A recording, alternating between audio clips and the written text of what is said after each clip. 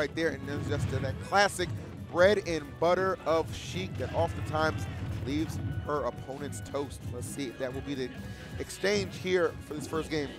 I mean, honestly, with the fact that they have so many characters in the pockets, I would definitely like to see some characters switching around too.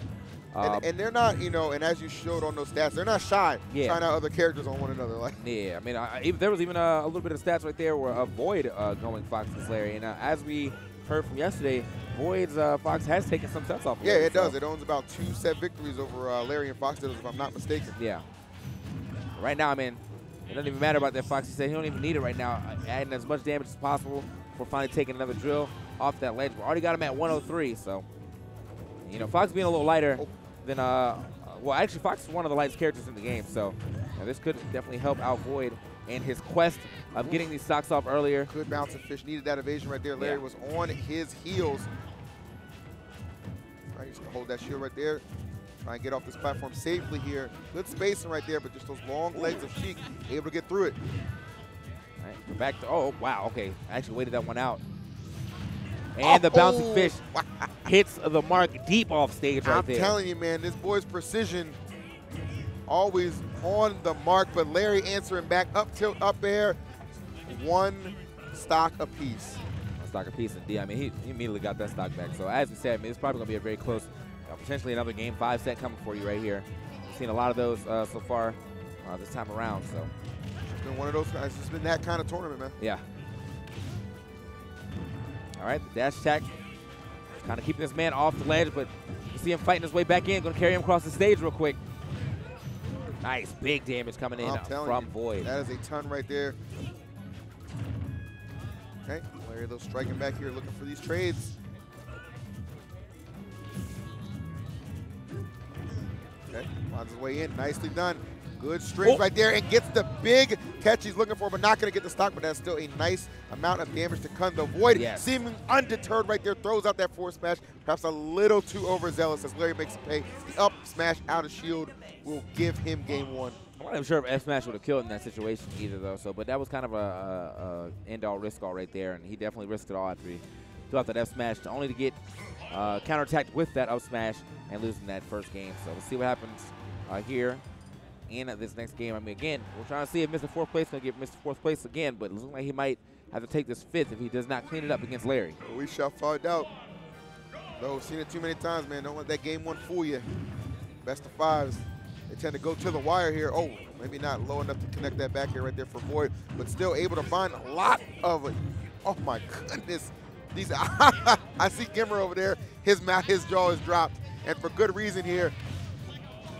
Oh, no, not the reverse recovery right there. The drift just too late from VoiD to be able to try to grab that stage. And now, I mean, that's so unfortunate because, I mean, look, I mean, he's added a lot of damage, but you still don't want to SD, you know? Dude, that's a killer. I mean, you saw all that beautiful execution of those perfect pivots. I mean, VoiD had full control, had no % on him, and then just the one, you know, little misclick on the up B, and the stock was just gone. And even Larry had to shake his head right there.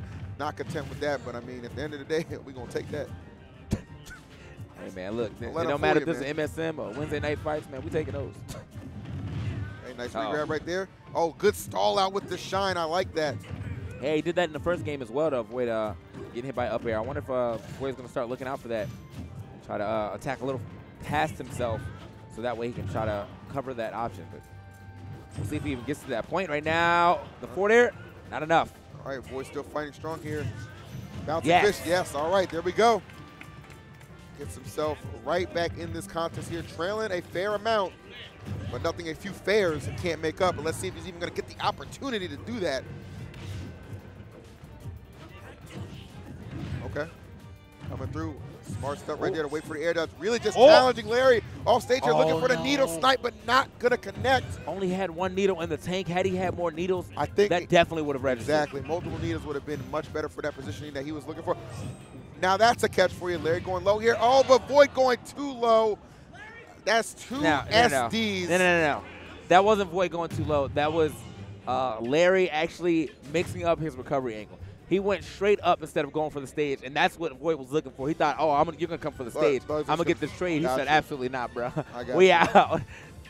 So, I mean, good option right there by VoiD to even go for that, but honestly, if he wanted to go for such a risky option, I feel like he should have just, once he knew that the up air was starting, or that Firefox was starting, he probably should have just jumped over him and did it instead of waiting for him to go for it. Yeah, perhaps so. But, I mean, as you just, eloquently said there, Larry just one step ahead of VoiD right here, but finds himself 2 games ahead, which means he only needs 1 more to advance on. Let's see if he can get there, man. VoiD, I know, not content with how that match went at all. Yeah. That's a very unfortunate right there. So Lurr will be going up game 2, which could have potentially been a 1-1 right now, have VoiD not dropped that first stock so early and then dropping that second stock to himself as well. Going for the super risky option, but did not pay off for him. Okay. Larry, this aggression right here, paying off here just slightly. Oh, VoiD coming back in a major way. I like that forward air into the mounted fish. Now got him above him, and he's going to just keep pounding on these hits. And the pressure remains solid here for VoiD in game number 3. Okay. Yeah, I mean, VoiD obviously, I mean, as I said, VoiD really isn't losing this neutral too much, or as far as damage goes. He's just not getting the kills in the times that he needs it, which is usually the Sheik problem, Yeah, we can win the neutral all day, but like, what happens when we can't get those kills? And just like that, Larry firing back. Larry, on the other hand, though, even though he's not winning the neutral as much as VoiD, he is definitely confirming these kills a lot easier. Yeah, exactly, man. I say it all the time. He has like some of the best striking ability in the game, and he's putting that on display here. He's got to bring everything to the table to try and get past VoiD here. Gonna get this stock off. Oh, all right. Well, we'll settle for that. Just a little too low to make it back. I think VoiD realized that actually, which is why he was content to take the Firefox hit, knowing that Larry would not be coming back to the stage. Yeah, it looked like he was going to potentially go for, okay, the jab right there, looking for a little extra, possibly expecting Larry to start with the up B or something, from that situation, but didn't get it. Okay. Back up the stage. Yep, vanishing back here. He's back on stage again, and also gets a double F tilt, trying to extend that combo, but Larry going to use that combo DI to get out of there and moves a little farther than VoiD was probably expecting. All right, VoiD trying to claw his way back in. Oh, good connection. That was it. That was a great connection. That back here. Larry just makes it look, so simple, so smooth at all junctures, all points in the match. I don't know about trying to force that up smash right there. Yeah. Maybe expecting VoiD to drop shield when he was approaching, but was not the case here. VoiD keeping it safe. Larry avoiding a potential frame trap there that VoiD's going for here. Okay, yeah, VoiD way up there, though, luckily for him. Yeah, but I mean, VoiD honestly has really been getting punished for missing some of these standard combos that we're not used to seeing him miss. Oh, yes. Larry trying to rush. Oh, okay, nice tomahawk right here by Larry. There it is. Here looking to sauce him, finish it up. Can he find that hit? VoiD just trying to find a way to get away from that ledge. Finally does it, though, but right back into it. Now we got him back to center stage. Oh, wow, missing the chance to get a punish right there on that dash attack, just hit registering on his shield. Uh-oh. That's going to do it. Yes, it will. Larry with the 3-0. Wow. Yes, got those clean confirms every time, those up tilts to those up airs. And it's paid off huge dividends for him right there. So good stuff to Larry. Larry will be moving on into loser semis right here. He will have to go up against Zero next, but again, Larry was actually one of the first people to take a game off of Zero. Yeah. So.